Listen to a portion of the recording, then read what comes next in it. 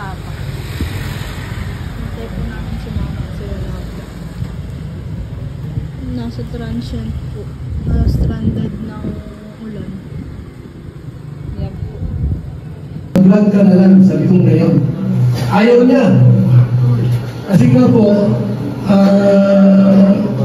kailangan niya araw-araw nakita. Tapos, siyempre, magkano rental po sa bahay. Kaya araw-araw po nakakasama si Jojo, no? Si Paging Jojo na tricycle siya. Hanggang isang araw po siguro sa tagal kong paghikayat na sumama sa akin, ay iniwan na yung tricycle at sumama po sa akin. At marami siyang kwento nung siya po ay nagpapasada. Ang sabi sa akin, hindi na siya halos kumakain sa tanghalian dahil nga sa pagtitipid. Para makaipon po, kasi maganda magkita ng tricycle driver sa daet.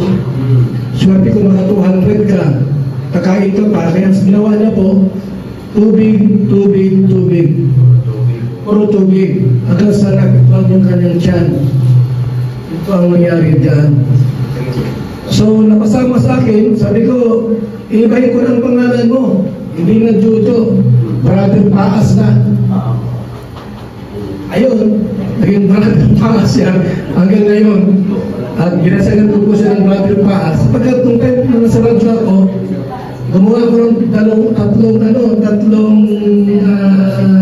karakter. Tata Rode, Yang, saka si Brother Paas. Paas din ang boses. So, antil ko siya nahikayat na sumama po sa Kalinga. Hanggang sa isang araw po, talagang sabi ko, sumama ka na sa akin para at least may ibang takbo ng buhay mo. So, ilang taon, sama kami, hindi niya alam na nagkaroon na pala ng epekto yung ganyan. Pag-fasting lagi noon, hindi ko makain. Hanggang sa matik po ang panahon po na ganyan, hospital, pero parang lumala na yung sitwasyon. Yan, nakita natin po na siya po ay kinuha na po ng ating Panginoong Diyos. Kung tutuusin po, lahat naman tayo ay pupunta dyan. Una-una lang. Kung gusto mong mauna, di mauna ka, ako ang pinakahuli. Sige po, kunting mensahe lang po ito para sa ating lahat. Kaya muna po isang lintay yung muko at manalangin tayo. Dakilang Diyos, ikaw ang aming Diyos na higit sa lahat, makapangyarihan sa lahat, at Diyos na hindi nagbabago mula pa noon hanggang ngayon. Ikaw ang Diyos na aming itinataas, sinasamba at nililingkuran. Panginoon, aliwin niyo po ang mga anak, asawa, kamag-anak, kapatid, pinsan ng pamilya ng Yumao, maging sa mga kaibigan niya. Lord, aliwin niyo po ang puso ng bawat isa. At ngayong gabi, Panginoon, hayaan niyo po na mag-share ako ng kaunting salita mula sa Biblia upang ma-enlighten, Lord, ang aming puso at isip para sa iyo. Ang siya manguna at kumilos sa aming kalagitnaan. Ito aming sa magdalangin sa matamis na Panginoon Hesus Kristo na aming tagapagligtas. Amen. Amen. So, ang pamagat po ng aking i-mensahe sa inyo, paalam, Brother Paas. Paalam. Kasi hindi na siya makakasama natin. Isang nakarang linggo, medyo gumaling siya. Ay last 2 weeks, medyo gumaling. Tapos nagsabi, Padi, kasama ko sa mission natin. Sabi ko, Padi, mahina pa ang katawan mo at saka payat ka pa. Magpagaling ka muna. Ang puso niya po talagang gusto niyang sumama sa pag-mission. Ayaw pa niya mamatay. Ayaw pa niyang, keso, yun namala yung kanyang sakit. Kasi ayaw naman niyang magpakimo at magpa-opera. Kasi meron naman ang Diyos na nagpapadali. Kung ano ba ng Diyos natin mawala, So, si Lord ang bahala. Pero di ako pa rin magpapaano. Kasi bakit mapapadali ang buhay ko? Sabi ganyan. Kasi kung mahina ang kanyang resistensya. Kasi noon pa po, nung punta kami sa Naga, nag-uwi kami sa kanila, ayaw talaga magpa-opera. Ayaw niya magpa-chemotherapy. Tapos, ang gawa ko na lang, dinala ko sa kay Doc Dali. Kay Doc Dali, sa mga herbal. So, uminom siya, gumanda ang pakiramdam, tapos parang gumaling-galing ng kaunti. Tapos pag gumaling-galing siya, ang ginawa niya, banat ng kain. Nagkain pa ng balot yan. Tapos muli na akong sumakit yung tiyan, hanggang sa, yun na po, no? Ang nangyari sa kanya. So, ganun ang buhay ng tao. Kalooban ng Diyos na nangyari po sa bawat isa. So, paalam, Brother Paas, sapagkat siyempre po, after nito, may libing ka namin, wala na kami makikita. Picture na lang kami makikita. Sapagkat wala nang Brother Paas na sasama sa mga pag-mission po namin. Siya po ang nagtagang panalangin sa mga ribbon cutting sa bahay. May ribbon cutting sa iyo in church para ipag-pray yung bahay po na pinapagawa po ng Pinkalinga. At sa mga live na po, may mga nag-pray request. Nag-pray na po, may mga kumagaling na mga ipinag-pray ni Brother Paz. So, sa Bible po may binanggit dito na itinakda sa mga tao na minsan lamang mamatay. Hebrew chapter 9 verse 27. May binanggit po dyan ang Biblia tungkol po sa kahinatnan ng tao. Itinakda sa mga tao na minsan lamang mamatay. Ibig sabihin po, lahat ng tao ay hahantong po sa pagkamatay. Ikaw man ay mayaman, mahirap, bata o matanda, mayroong panahon na ang tao po ay mamamatay o mamatay. It is appointed once to die. Mga sikat noon, dati mga artistang pinapanood ko sa pelikula, mga 80s, 70s, wala na yung iba. Wala na ba sila si Brother Fernando, Keito Diaz, Romel Diaz, Red Bull White, wala na sila yung mga sikat mo, mga artista, wala na rin po sila. Yung iba mga singer na sa US, wala na rin sila. Ibig sabihin po, lahat ng tao po ay talagang isa po ang kauwian, kamatayan. Mayroon pong namamatay po na bata pa, mayroon din pong 95 na buhay pa rin. Iba naman, kapapakanak pa lang, wala na agad. So mayroong nakatakdang panahon po na kung saan ang tao po ay namamatay. Ito ang mas malungkot, sapagkat ang kamatayan po ay napakaikli. Life is very short. Ang buhay po ay napakabilis. Nasa Psalms din Sayo ko lang sa Psalms Sa Psalms po may binanggit dito na ang buhay po ng tao po ay napakabilis at napakaikli ng buhay ng tao. Ayan, Psalms 39 verse 5. Ang buhay ng tao ay parang hangin dumadaan. Ilan mo yung hangin po, di ba? Dumadaan lang. So sabi ng Bible, parang hangin dumadaan ang buhay ng tao.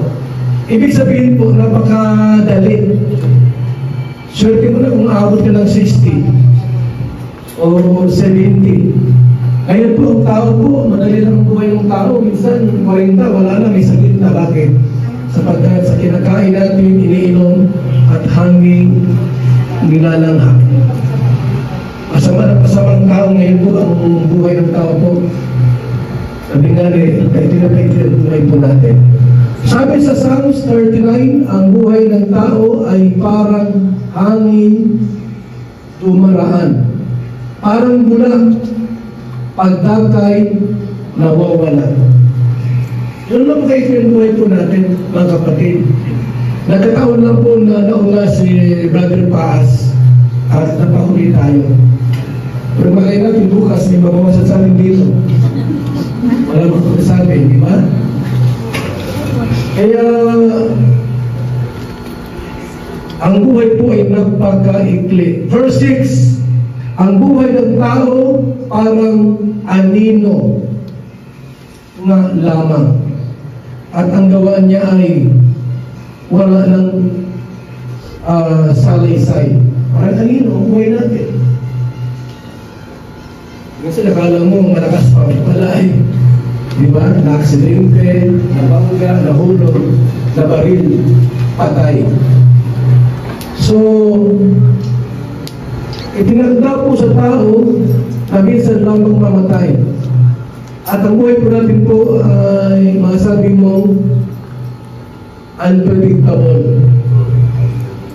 Diba? Walang makakapagsabi kung kailan tayo mamatay. Unpredictable sa buhay natin. Nobody knows kung kailan tayo bawian ang buhay. Pero ang nabuhay mula sa Diyos, mga kapatid. Alam ba ni Brother Paas na si mamatay ngayon? Di po. Wala nakakalam. Psalms 90 verse 5, ang tao ay pumapanaw na parang mo binawalis. Parang damong tumutubo, may taglay na bulaklak. Kung sa gabi, nalalanta. At ang bulaklak ay nalalanta. Lahat ng bagay po ay lilipas. Kayong yaman natin, pag mayroon tayong negosyante, tama lang po, pamigin mo na yung iba. Kasi pag tulad niya, magwala tayo. Alam mo yung nangyari doon sa Los Angeles, sa LA, California. Daming mga nasunod na bahay. Magkanong halaga? $30 million. Pero mga $100 million. Yung mga ari-arian po, yung mga kutsil, wala. Tupok lahat yun. So sa Lucas chapter 12, may halimbawa dyan po na dapat titingnan. Isang taong gustong yumaman, nagpakayaman siya. Ano sabi ng Panginoon sa kanya? Diba? Ano sabi ni Lord sa kanya kung sa taong gustong magpakayaman, tapos after na magpakayaman, magpahinga, mamasyal, diba? Magpakasarap. Ano sabi ni Lord? Diba? Hangal. So, ngayon din, kukunin ko ang buhay mo. So, lahat po ng ating pong paghihirap ay walang saysay. Eh, ikaw ay maraming naipon, after noon, wala din. Kumili po sa wala yan. So, sa Bible po, binanggit ng Hebrew chapter 9 verses 27, itinakda sa tao na minsan lamang mamatay at may apa pala, di ba tapos paghuhukom. Yan ang mahirap dito, meron pa ng judgment. Alam ko mamatayan at tapos na. Mas maganda pa yun, no? Kapag namatay ka, wala na. Tapos ng buhay mo. Diba? Patay ka na, wala ka nang babalikan. Wala ka nang iisipin, patay ka na eh. Wala ka nang hangin. Subalit po sa Bible, mayroong dinagdag, mayroong karugtong. At pagkatapos ng kamatayan, mayroon pa ng paghuhukom. Ano masarap dito? Mayroon pa ng judgment.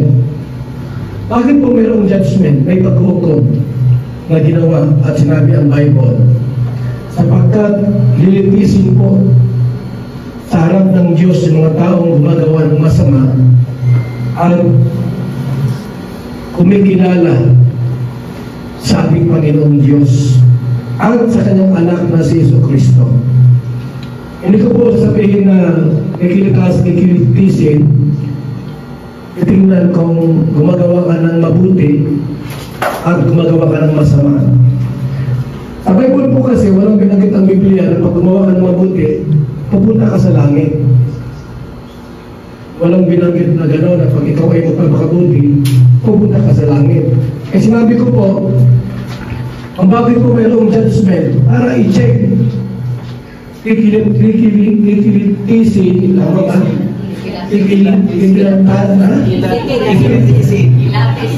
ikilatis yan. Kung ikaw ba ay masamang tao o mayroong kinikilalang Diyos, tinanggap mo si Jesus sa buhay mo bilang Panginoon at sariling tagapagligtas. Eh may judgment. Anong sabi sa Romans 6:23? Anong sabi doon? Mga kapatid, Romans 6:23. Ayan o. Sapagkat kamatayan ang kabayaran ng kasalanan. Gumawa ka ng kasalanan, talagang walang sala kang mamamatay.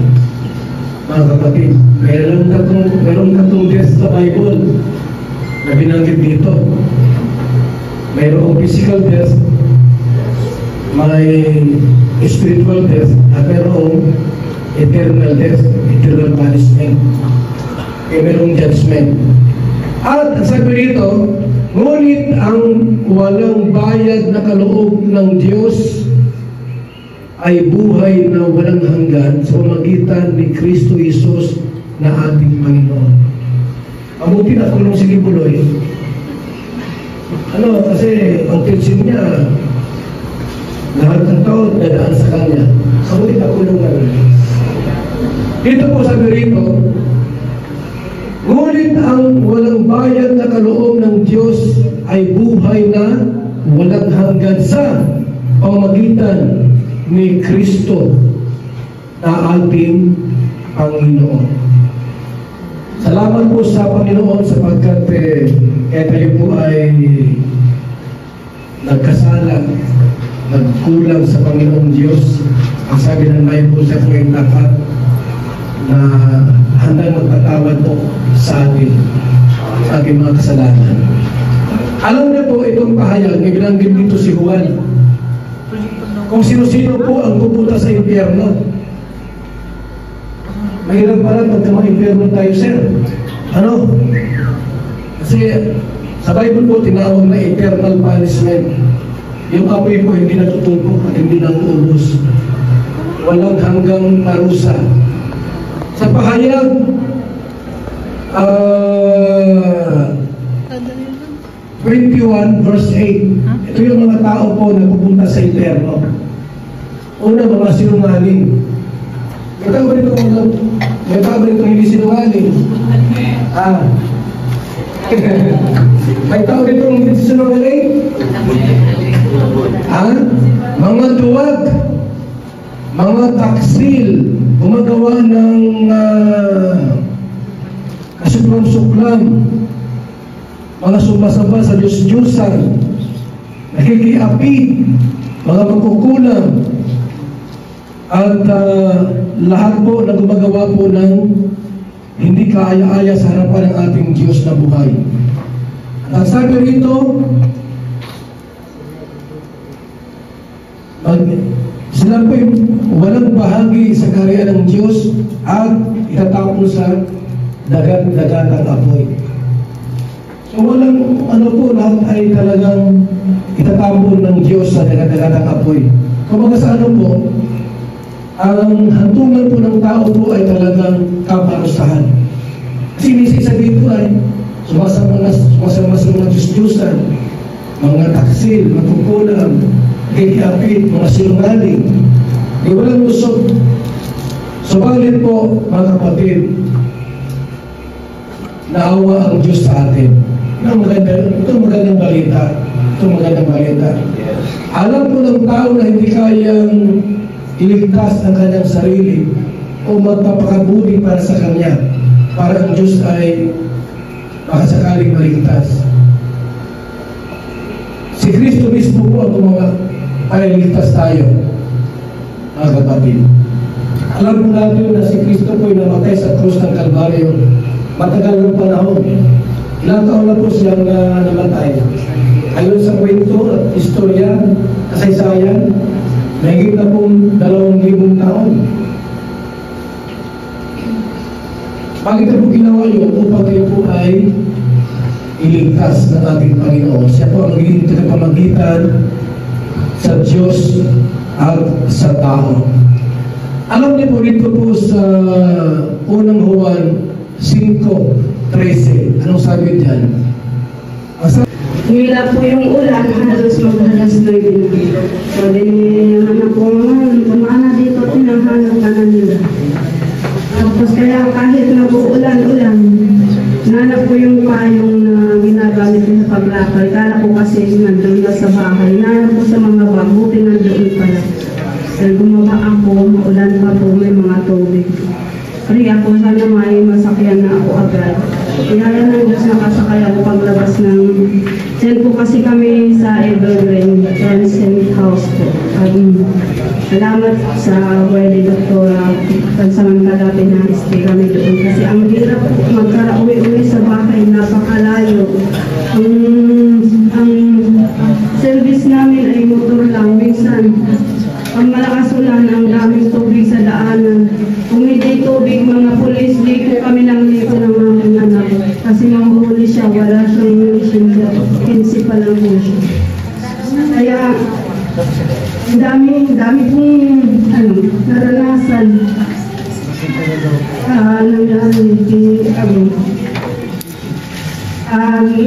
Talagang ayaw na niya talagang magpa-opera kasi nung una siyang ma-hospital sa Kakawag ng November 2024. Kasi naka-recover po siya 3 days, 3 nights lang, bumalik po siya. Walang sabi ng doktor doon. Paglabas niyo ng hospital, huwag mo nang patagalin ng mga 2 to 3 days. Punta na kayo sa BNC, pa-opera mo yun. Yan nga po sana ang plano namin. Nagkirginhawa yung pakiramdam niya kahit pag bulinhawa siya.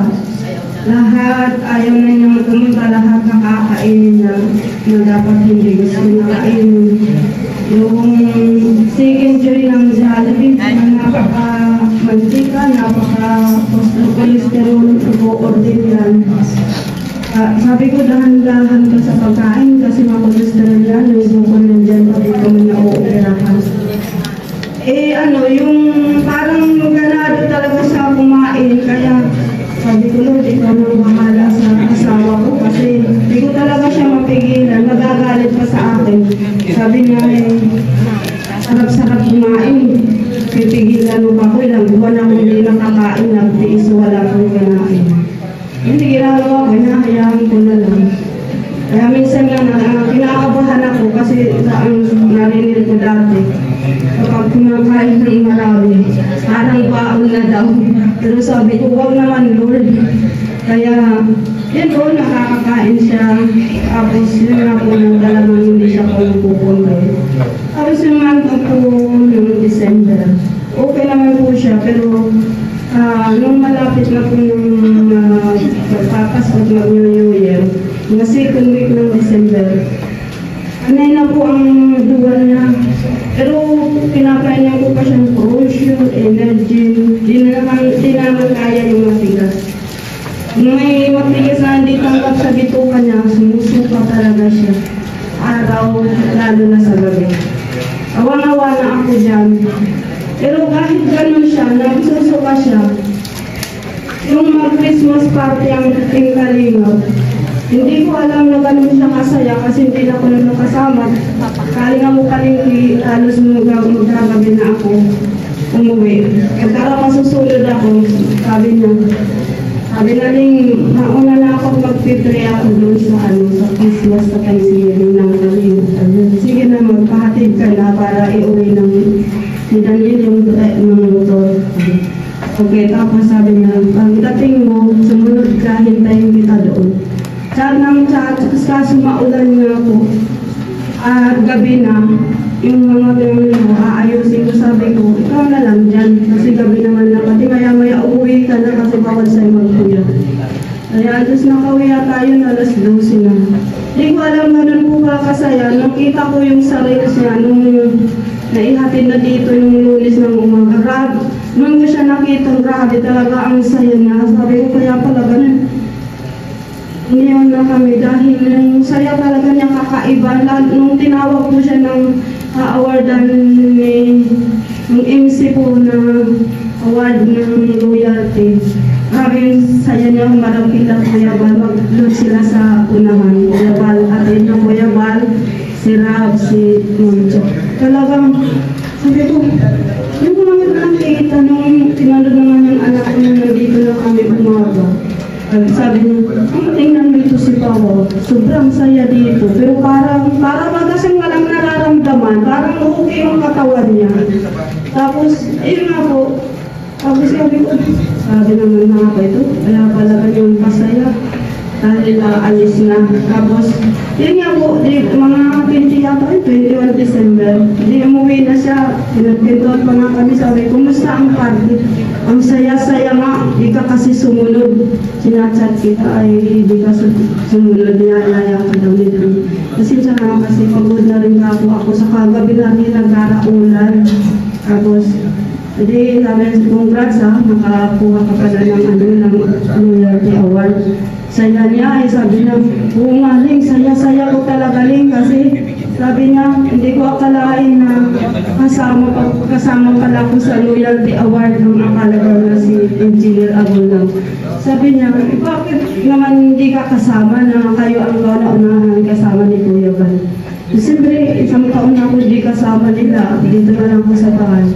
Siyempre, sabi ko, ay kasama ka pa rin sa Kalinga, dahil nandito ka doon kung mga sila Kuya Bal, at yung Kalinga Brag sinusuportahan niya. Tapos yun po, pagkatapos po yun, gabi-gabi na po yun, hanggang yung Pasko di man kami naghahanda, nung New Year talaga. Nung gabi talaga, gabi-gabi yun, namamaskan ko, sumusuka siya, tapos minsan pag nasusuka na siya, doon nga sa bintasya, dumudol, sabi ko. Tapos tatayo na ako, hinihilat ko, review ko, sabi ko, Jesus na nagpapahirap kasi kumurang edad na lumayas ka. Tapos, ayun, pag nag-pray kami ng binding of closing, napapayapa siya, nakakatulog. Kaya sabi ko, praise God, at nakatulog. Pero araw, gabi, ganun namin nararanasan. Tapos yun po, hanggang New Year, nandun ng mga bukal sa bagong bahay. Masaya siya. Nagluto man lang ako nun ng spaghetti sa chicken. Alam mo kung sarap na sarap siya ng niluto. Parang very appreciated talaga siya na dati hindi naman yun. Sabi na, sarap rin ng spaghetti mo ah. Sabi, huwag ka sabi pasok rin. Huwag ang ganda ma'am, dumamay kain. Ang mahirap matunaw yan. Pinasarap mo kaya dadamihan ko. Sabi ko, kunti lang. Tapos yung chicken joy, at yun naman ang naging gusto namin. Ako kahit gusto ko kaunti lang kinakain ko talaga. Tapos, yung chicken, huwag ka magparami. Sabi, ang sarap kakain ako. Pinapasarap mo kasi. Kaya sabi ko, pero wala po yun mga yung kunting misala. Kunting asukal lang. Pinadamihan ko lang kasi ng bawang, sibuyas, kaya malasa. Tapos, ayun, nag-enjoy man kami sa tulong ni Lord sa unang New Year namin doon. Pero naaawa ko kasi sabi ko, payat-payat na ni ako. Sabi ko, ayaw kasi magpa-opera. Tapos yun na nga po na pagka New Year, dapat nung New Year, sobrang ulan, dapat mabanding kami. Sa SM sabi niya, kakain tayo sa New Year. Di na po yun nangyari. Tapos kasi sobrang ulan, sabi niya, pag bukas tumilang ulan, bukas na tayo pupunta. Saka, yun nga po ng mga nag-raya ako ng mga linagwan. Paghapon, yung doon ng January 2 ay doon na po. Nagulat ako nung, ala ko, tinatawag lang ako at magpapatigla ng energy. Doon ako sa kusina. Pagpasok ko, sabi nga, bakit linga naman? Yung kanang energy. Sabi na sinabi na, nanghihina ako. Sabi ko, bakit? Hirapan ako humingi. Tapos nung tinignan ko, mapukla na. Tapos pinagpapawisan ng mga lagki. Tapos gusto daw niya humiga. Sabi ko, wag ka humiga. Sabi ko, dito niya, tawagan mo nga muna si kapatid ko nandyan na. Itakbo na natin si Papa mo sa hospital. Nag-awa ng Diyos. Nitakbo namin habang tumatakbo yung panipay-pay namin ng kailangan umiga. Pero alam niyo po, kahit nahirapan siya uminga, sige, ang bilang kay Daniel. Sabi niya, kasi doon siya sa kaliwa, ako naman dito sa amin, sa kanan. Ay, kaya ako ng pay-pay para makaano siya, makaluwang paghinga. Sige, ang salita, sabi na, Daniel, mahalin mo ang mama mo, huwag mo pababayaan, huwag ka naman pasawad. Ayusin yung pag-aaral. Para kung magpapahiwatig, sabi nga na ikaw ng diet yung kapag, Daddy, huwag ka magsasalitaan ganyan, gagaling ka pa. Sabi nila, oo nga, sabi ko, in Jesus' name, ikaw, kaya ito ka ng para paalam. Tapos, before pa po yun, sige na yun, sabi na, di na daw niya may enjoy ang bahay na pinagpaguran niya. Sabi ko, bakit naman? Hindi man siya nasagot. Sabi ko, dito na nga tayo, di ma-enjoy. Tapos sabi mo, mag-ano tayo dito, magtatagal tayo hanggang magkaapo. Tapos, atag-natag ka na ako lumipat. Bagaman yung busina, walang flooring. Sabi mo, lumipat na tayo. Alatisin na lang yun para matirahan na natin, makatipid na tayo sa upa. Kaya sinunod ko by December 18, lumipat na po kami. Tapos na nakalipat na nga kami, lagi sabi, hindi ko na ma-enjoy sa ang bahay na pinagawat pinagawat.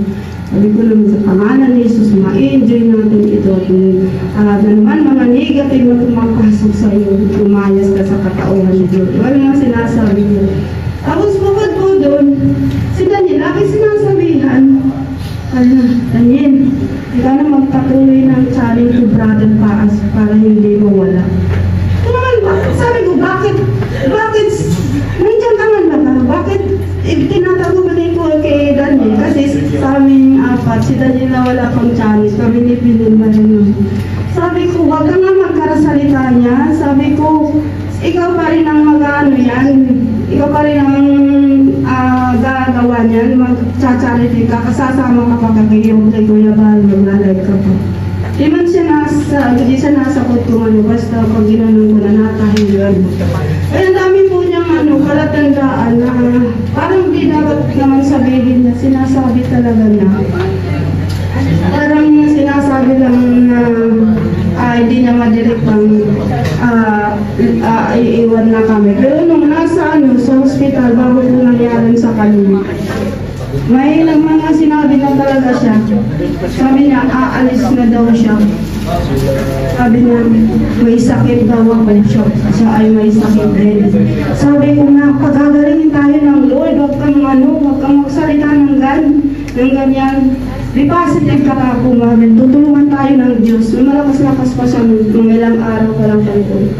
Tapos, ayun, sige ang lalo na nung uuo na siya, pero mayroon naman yung uuan niya sa umuuo sa puwet niya. Sige ang sabi niya, salamat sa pag-asikaso. Hindi naman yun hindi nag-a-appreciate sa mga ginagawa ko sa kanya, pero okay lang yan kasi may asawa ko, alagaan ko. Pero nung nandun na talaga kami sa ospital, salamat nandiyan ka para sa akin. Yung mga ginagawa mo, sabi niya, sana kung wala na ako sa kanya ay yung lumakas at gumaling daw ako. Sabi niya, bakit kasi salita ka ng ganyan? Sabi ko, pero kinakabahan talaga ako kasi although naka-oxygen, naka-dextrose, humihina ang katawan kasi wala man na pumapasok ng nutrients, hindi na nakakakain. Ang kalakasan niya yung dextrose. Awang ba na talaga ako. Kaya pag nandun ako ng pray, sabi ko, Lord, paluban nangyari sa kay Jojo. Diyos ko gumaling naman siya, pero ikaw na nakakaalala sa kanya. Tapos nga po, dapat malabas na kami pang 6 days. Mag-okay man yung tulog niya, tapos nakakasel siya mag-isa. Nung umaga po, ma-discharge na kami, na-prepare na ng yung abstract ng araw po ng babies yun. Pinakain yung rasyon kami, spaghetti sa Rizal. Alam niyo kung kung tumikip siya sa spaghetti, di yata nasarapan, tinigil, yung pandesal kinain mo. Di ko na nakita ka agad, namalaya ko, wala na kaagad, nakain na kaagad. Yung coffee, rice na iniinom niya, kalahati. Umupo siya ng higaan niya, may tumayot, maihinap. Nakaupo man ako, nagkakapi-kapi. Pag sabi niya, Leng, tapos tumayo na ako at sabi ko baka mapaano siya, mapahawak at baka nahilo. Nahilo nga talaga. Pag hawak ko ganyan, tumumba na kami, nadaganan niya ako. Hindi ko nanalaan, sabi ko, tulong. Nagkapit naman ng dalawa kami doon, kinuha yung nurse. Kami andyan na yung nurse, binuhat na siya. Ang ano po yun ay di talaga na malaya na siya inatumba na wala yung kanya. Sabi, akala ko nga natulungan yun kasi nagtaas na talaga yung mata niya. In Jesus name. Tapos rescue na naman ng mga doktor, lagyan ng oxygen, namubla, normal na sana yung dugo. Bumaba na naman, naging 80-60, kaya lagyan naman dextrose. Tapos gusto ko nang makalabas. Kalma na siya, nag-okay, thanks sabi ko nag-okay na. Sabi ko sa nurse, sabi hindi ba ma-discharge kami ngayon, baka pwede na ma-discharge. Ma'am, ano ka ba naman? I-rescue nga natin yung anak, yung asawa mo, natin pa wala ng malo, tapos gusto mo lumabas. Ay sabi, kala ko po ma'am ay pwede man tanggalin kapag ma-discharge. Hindi man pwede. Pag ginusto mong maglabas kayo, gagawa kami ng papermahan mo. Kung ano mangyari, wala kami pananahutan. Nakapot naman ako. Di na kami nagtuloy hanggang Lunes, Sabado, Linggo. Nung araw po yun, lagi na siyang madalas ina-atake yung sakit. Ay yung sobra na talagang sakit. Wala po kami kundi mag-review, mag-pray. Natawagan ko yung mga pastor sila, Pastor Alex, Pastor Dindo, Pastor Freddy, pati si Pastor Lando. Sabi ko, mga prayer ng pastor, sabi ko. Yung puntahan naman, yung mga puntahan na nag-o-okay na siya. Yung unang inatake. Tapos yun na nga po, mga 3 beses siya nagkarasakit na wala siya, pero nakaka-recover siya. Hindi ko alam na ng pang-apat pala. Kasi sabi namin, pag Lunes, okay na sa ma-discharge na kami. At dadalhin siya sa BMC. Yun ang sabi ng doktor niya. Sa Lunes, ma-discharge na kayo. Huwag na patagalin, mag-diretso na kayo sa Kakao. Ay, sa BMC. Sabi ko, sige po, Dok. Pero, nung Sabado, may dextrose pa siya. Nung gabi, inalis na. Tapos Linggo nga po ay, na siya, naalis na yung dextrose niya, naka-oxygen. Kasi nag-okay na naman po. Tapos, nang hapon na nga po yun, ako lang doon at sobrang ulan. Mga anak ko, sabi ko, magpunta na kayo dito at palitan niyo ako. Kukuha ko ng mga gamit. Napabiinsin na kami bukas. Mapaswan yun. Tapos bago yun, pinainom ko siya ng Energin sa Caprosure kasi nagugutom lang. Tapos may ensaymada, yung malambot. Pinakain ko ng konti kasi gusto daw niyang kumain at nagugutom na. After nun po, yung live niya, yung cellphone, sabi na, Ling, mag-live tayo. So, wala naman sa'yo magkarasalita, lalo ka manghihinayan. Ikaw na lang magsalita para sa akin. Talaga, sinil talaga niya. Tapos may pilinagay na sa paanan, nagdulong na yung signal. Sasalita pa lang ako sa hello po, good afternoon. Tapos Sunday po, dito pa rin po kami ni Paas sa ospital ng Kakao. Tapos sabi niya, Leg, sabi ko, maihi, o mainom, gugutom ka. Hindi ko na pinansin na nakalahin na, nagre-ray ko man pati lagay ko ni Diyos. Tapos, pag sabi ka doon, iba na naman yung takbo ko na sa nurse. Sabi ko, nurse, yung asawa ko. Ayun, paglabas ko nang maatake na yung sakit. Iba na naman talaga. Pag umatake po talagang, hirap na naman ako. Sige lang, pray po, pray. Sabi ko, Lord, hirap din naman doon. Tulungan lang yung asawa ko, nahihirapan. Huwag mo naman pabayaan. Tapos, ayun, naman yung mga doktor, rescue, oxygen, tapos yung dextrose, kabit na naman, nakawala ng ano yun, wala ng dextrose, wala ng oxygen. Yo, kabit na naman, hanggang humina na naman yung dugo at nag-90-70 na, naging 80-60 na naman. Tapos, doon na po nag-umpisa hanggang sa namumuti na yung kamay niya.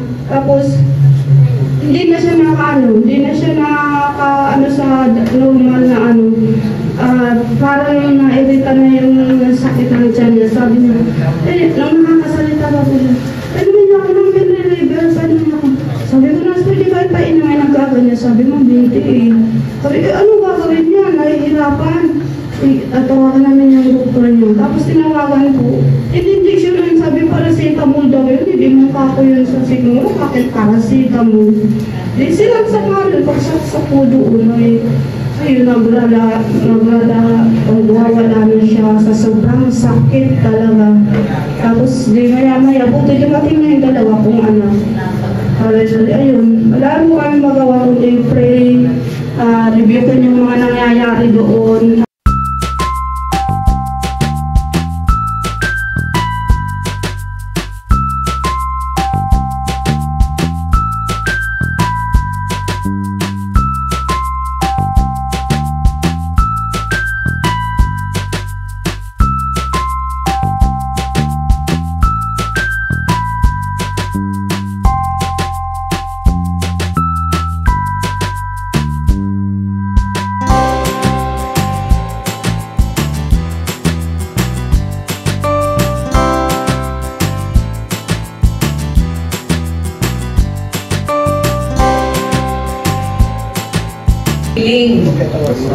Yan, one time ako po ay itong kamay ko na ito. Sumakit talaga itong kamay kong ito. Tapos, hanggang pumunta na ako niya, nagpa-check up na ako niya kay doktor. Yung surgeon niya sa tapat ng hospital. Ang sabi niya, operation daw. Operahan ako. Hindi, isa. So yun, pero sa sa isip ko talaga ayaw ko na mag-opera kasi kanan itong kamay ko pag operahan, paano na ay kanan right-handed ako. So nung pinahil ko po kay Brother Baas, pilutin mo nga ito, balik, parang lang pa, parang yung lang. At alam ko siya naghihilot, so yun, hilot niya, pagkatapos po nung paghilot niya, ano po talaga yung instant healing yun.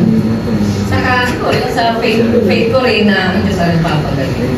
So yung isa yun sa talagang aalalahanin ko sa kanya.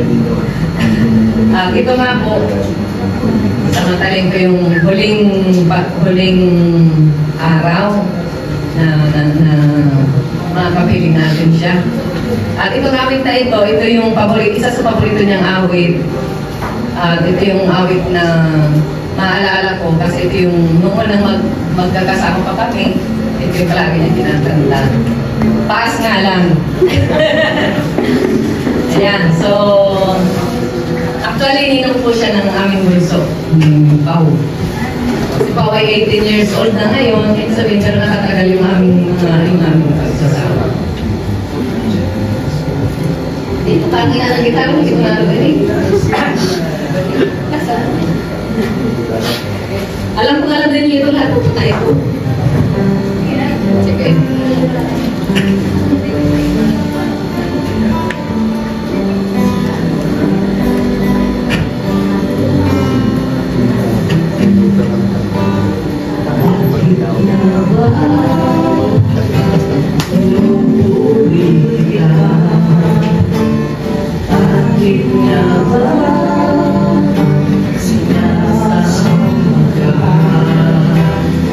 Bakit nga ba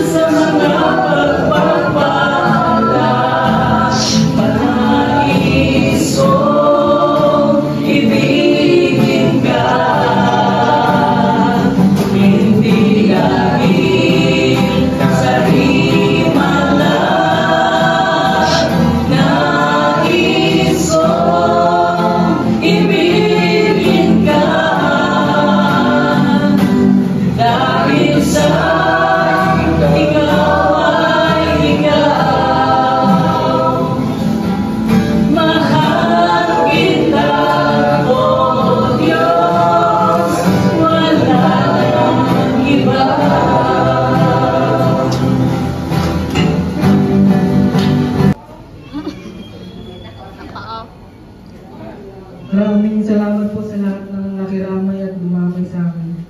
Pagpalain po kayo ng Lord. Maraming salamat po kay Ninong Balag at Edna Kalinga Prab sa pagtulong po sa amin. Alam ko yung pagpalain po kayo ng Diyos. Wala po. Magandang gabi sa lahat. God is good. Napakabuti ng Panginoon sa ating buhay. Kasi may mga taong ginamit si God para tulungan ng kapatid ko. Kasi hindi naman namin kaya lahat financially, hindi talaga namin kaya na kami lang. Pero may hinili po ang Diyos. Hinili po siya para gamitin para sa buhay ni Sakpo. Malungkot, physically, emotionally, malungkot na wala na siya kasi maaga pa. Marami pa siyang pangarap sa buhay. Marami pa siyang gusto gawin. Pero kalungkan ng Diyos na ganito na lang talaga yung buhay niya. Kaya, God is good, salamat sa buhay at kalakasan ng bawat isa na nandito na nakikiramay. At may mamahal, ako'y nagagalak, salamat sa Panginoon kasi nandito kayo present kayo sa gabi ng aking kapatid. At ako'y nagagalak dahil maraming nagmamahal sa kanyang puno. At marami rin siyang naibahagi sa salita ng Diyos. Ginamit siya ng Panginoon. Kahit grade 3 lang siya, grade 3, pero nakakamangha kasi pag ang Diyos ang pumilos, walang imposible. Lahat nagagawa. Isipin mo grade 3, nakakapagsalita siya ng English, nakakabasa siya, nakakapag-share siya ng Word of God. Samantalang tayo, may mga pinag-aralan, minsan hindi natin maintindihan yung salita ng Diyos, hindi natin maintindihan yung binabasa natin. Pero pag may wisdom galing sa Panginoon, at mayroong guide, at mayroong provision galing sa Kanya, na ipapaliwanag natin ng maayos, na i-share natin yung mensahe na galing sa Kanya. So, salamat sa buhay kalakasan ng bawat isa na nandito, na nakikiramay sa aking kapatid. Ako'y nagagalak ang puso ko. Lalo-lalo na kay Kuya Bal, sa Team Kalingap, kasi hindi po talaga ng Diyos yung puso nila na hindi pamayaan yung aking kapatid. So, praise God, thank you God, God is good talaga. Maraming salamat po dahil nandyan kayo simula umpisa hanggang ngayon, hanggang bukas sa paghatid sa kanyang huling hantungan, nandyan pa rin kayo na patuloy na gumagabay at umalagay sa kanyang pamilya. Salamat po. Ang Diyos na po ang magbalik ng inyong pakikiramay at pagdalanghat. Diyos po ang bahala sa inyo kasi sa maniwala lang pa tayo sa kanyang salita. May relasyon lang naman po ang mahalaga sa Panginoon na may relasyon tayo sa Kanya. Hindi relihiyon ang magliligtas sa atin, kundi ang relasyon natin na sa Panginoon. Ang bunga ng relasyon natin sa Panginoon ay yung buting gawa, yung tunay na dalisay ng puso. Yun po ang makakapagligtas sa atin. Hindi tayo utusan na, sige gumawa ka mabuti kasi maliligtas ka. Hindi po. Yung po ang relasyon natin sa Panginoon, yun po yung pagtunay po tayo nakakilala sa Kanya, yun po yung magtutulak na gumawa tayo na mabuti sa kapwa. Yun po talaga, napakadali sa inyo kanyang salita. Salamat po. Once again, magandang gabi. Yun lang po. Thank you. Praise God. Kabahagi lang po sa isang day na po. Ano po? Alam niyo po, ako yung taong marami akong hindi nakakakilala po dito sa bahay. Alam niyo po si Kuya Dio, siya yung nagpakilala sa akin kay Kuya Bal. Nakilala ko si Kuya Bal dahil kay Dio, kaya na. Sa mga vlogger, siya din yung dahilan kung bakit ko nakilala yung mga vlogger. Ano po, sa mga pastors naman po, si Kuya Dio pa rin po ang nagpakilala sa akin, kaya marami pa akong nakilala ng pastors. Sa mga kapulisan, si Kuya Dio din po ang nagpakilala sa akin sa mga pulis. Kaya siya rin yung naging dahilan, kaya ako po nakapagturo sa dugungan. Kaya napakalaking pagpapala sa buhay ko si Brother Dio. Kasi nung umpisa pa lamang po akong nagtatravel, nagbibiyahe, isa po siya yung naging tauhan ko din po sa biyahe-biyahe.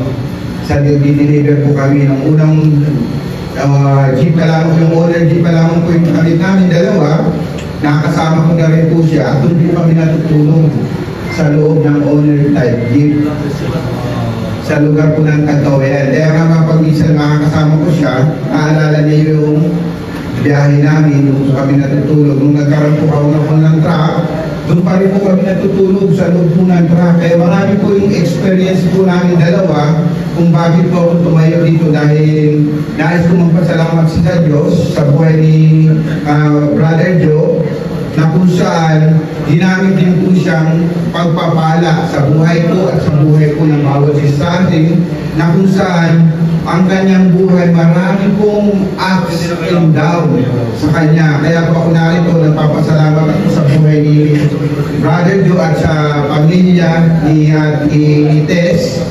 Naging family friend po din namin po sila, na kung saan marami po kami pinagdaanan na sa biyahe po ni Joe, kung saan nung kinuha po namin yung truck po sa lugar po ng Subic, siya din po yung kasama ko. And then nung pumunta po, nung mag-pick up naman po kami sa lugar po ng Bulacan, si Joe pa rin po yung kasama ko sa lugar po ng Bulacan dahil taga Bulacan po siya, taga Sulukan. Dinala ko po siya doon po na-meet yung mga kamag-anak niya, kapatid. Ako po yung kasama niya. Kaya marami rin po kami pinagsamahan ni Kuya Joe, kagaya ni Kuya Bal, marami din po silang pinagsamahan ni Joe.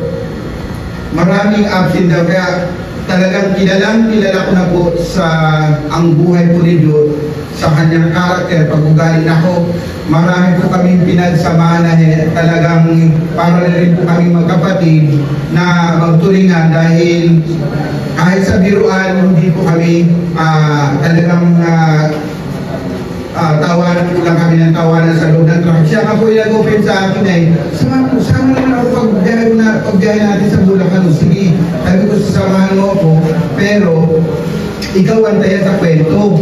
Sabi niya sa akin. Kaya sabi ko, sige, sama ka, basta ikaw antayan sa kwento ko, huwag kang matutulog ha. Pero pagdating pa naman po namin sa bagong silang, tulog na. Sabi ko, paano ba ito tayo sa kwento? At grabe na ang tulog. Hindi ang ginawa ko, pinainom ko po ng kape. Pag pinainom ko ng kape, mga 1 or 2 hours lang, gising. Pag nawala ng epekto ng kape, tulog.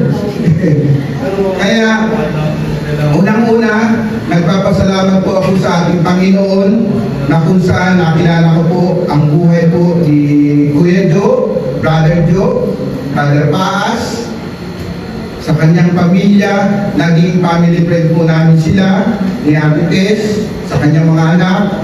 Napakabuti ng Diyos sa bawat isa po sa atin.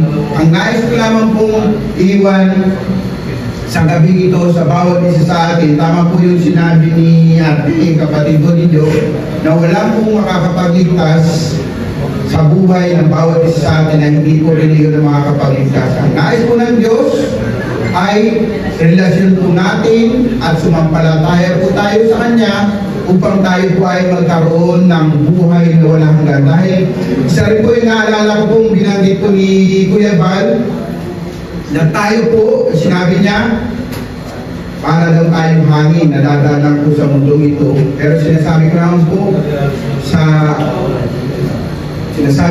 para din po tayong hamog, upag. Isan lilitaw, isan mawawala.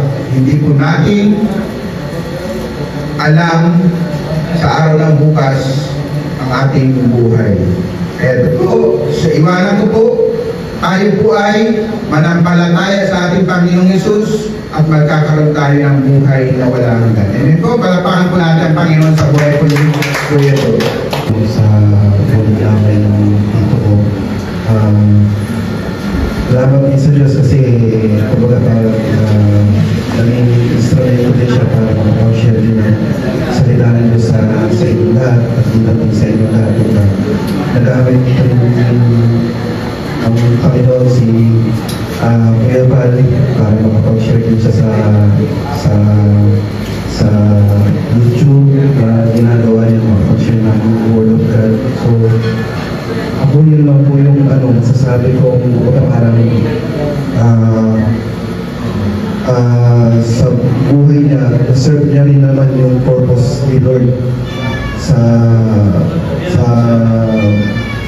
pagkabuhay niya rin sa mundo. So, ako yun lang yung masasabi ko na hindi naman nawalan ng sa yung pagiging ano na dito sa mundo natin. So, thank you po. And God bless po sa inyo lahat.